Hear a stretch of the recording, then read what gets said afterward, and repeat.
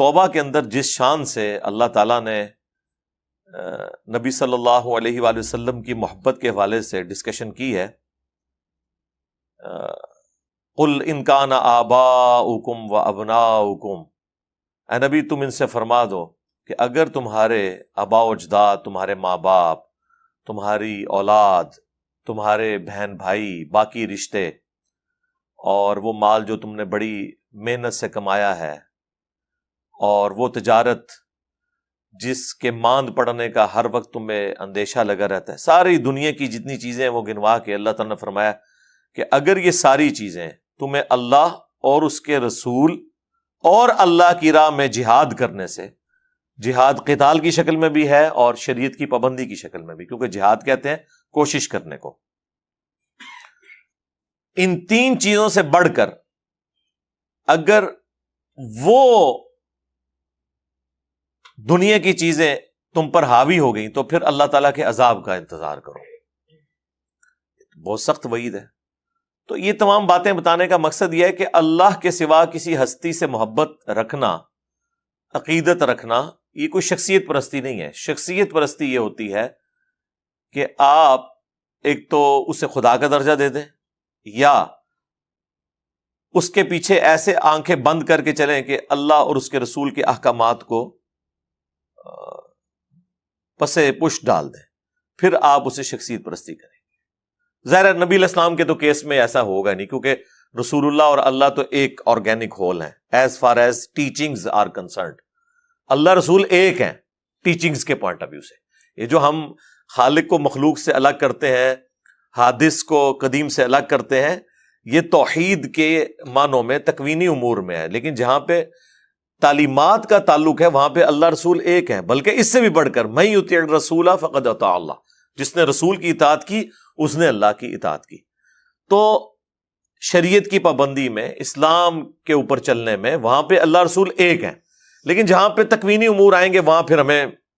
الگ کرنا ہوگا، اور وہ اس لیول پر الگ ہے کہ رسول اللہ خود الگ کرتے تھے۔ میں نے کئی دفعہ حدیث سنائی ہے صحیح مسلم کی، کتاب الجمعہ چیپٹر کے اندر نبی علیہ السلام کے ایک صحابی خطبہ دے رہے ہیں اور رسول اللہ سامنے بیٹھے ہوئے ہیں، انہوں نے خطبہ دیتے ہوئے کہہ دیا من یطع اللہ ورسولہ فقد رشد، جو اللہ اور اس کے رسول کی اطاعت کرے وہ کامیاب ہو گیا، ومن یعصہما، اور جس نے ان دونوں کی نافرمانی کی، فقد غوا، تو بے شک وہ بہک گیا۔ اب یہ جملہ ایک پرفیکٹ جملہ ہے لٹریچر کے اندر، کوئی اس میں خرابی موجود نہیں ہے، اور اسلام کی بنیاد ہی یہی ہے۔ سورۃ الاحزاب میں اللہ تعالیٰ نے آلموسٹ انہی سے ملتے جلتے الفاظ کے اندر خود بھی آیات نازل کی ہیں، لیکن صرف ایک مس ہینڈلنگ ہوئی، اور وہ مس ہینڈلنگ بھی رسول اللہ کی نظر میں ہے، لٹریچر کی نظر میں کوئی مس ہینڈلنگ نہیں ہے، کیونکہ کانٹیکسٹ میں بات ہے۔ ایون عام زبان میں بھی اگر آپ کسی بات کو بار بار ریپیٹ کریں وہ اس بات کا عیب سمجھا جاتا ہے۔ یعنی اگر میں یہ کہوں کہ میں اور عثمان بھائی اسلام آباد گئے، اس کے بعد میں نے پھر یہ بولنا ہوگا کہ ہم دونوں نے پشاور موڑ فلاں جگہ پر ناشتہ کیا، پھر ہم دونوں فلاں شخص کو ملنے اس کے گھر چلے گئے، تو یہی کہا جائے گا ہم دونوں۔ میں بار بار نہیں کہوں گا کہ میں نے اور عثمان نے ناشتہ کیا، میں اور عثمان پھر وہاں گئے، کیونکہ یہ لٹریچر کا عیب سمجھا جاتا ہے۔ اسی کے تحت اس صحابی کا جملہ بالکل درست تھا، جس نے اللہ اور اس کے رسول کی اطاعت کی وہ کامیاب ہو گیا، اور جس نے ان دونوں کی نافرمانی کی وہ ناکام ہو گیا۔ لادہ تو کیا ہے نا، اللہ رسول کہہ دیا، جب لادہ کر دیا، لیکن نبی علیہ السلام کو اتنا غصہ آیا، آپ نے فرمایا بئس الخطیب انت، کتنا برا خطیب ہے تو، تجھے چاہیے کہ تو کہہ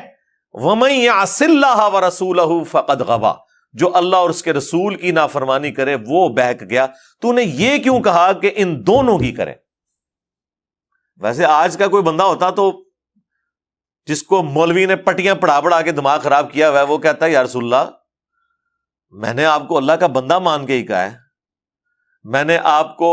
غیر مستقل بذات مانتے ہوئے کہا ہے، آپ کا میں عطائی مان رہا ہوں، اللہ کا ذاتی مان رہا ہوں، آپ کا محدود مان رہا ہوں، اللہ کا غیر محدود مطلب جڑیوں کہانیاں تو نکرائی ہیں جالا کچ مفتی احمد جہاں نعیمی صاحب نے، اس زمانے کوئی کہانیاں نہیں سر، یہ بات کی کہانی ہے. اور ابو داؤد میں تو